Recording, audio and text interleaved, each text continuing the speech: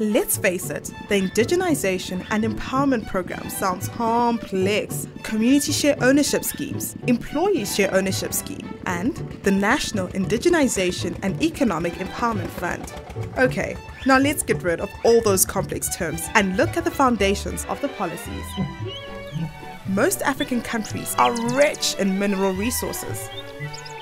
The problem is, though, most of this wealth does not benefit Africa.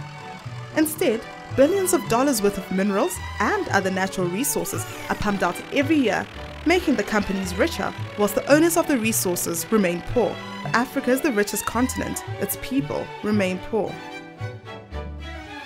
The Indigenisation Program is the first African initiative that demands that the people of Africa receive a share of the wealth that comes from their resources. Through the Indigenisation law, foreign-owned companies have to share 51% of their profits with the people of Zimbabwe. Community share ownership schemes, employee share ownership schemes, and the National Indigenisation and Economic Empowerment Fund explained. Community share ownership schemes are local programs run by indigenized companies within the communities they operate in. Under the program, companies invest 10% of their shares within that scheme. These schemes are currently running schools and clinics across the country. The Employee Share Ownership Scheme involves the empowerment of workers and will ensure that employees get a 10% share of the profits in the companies in which they work.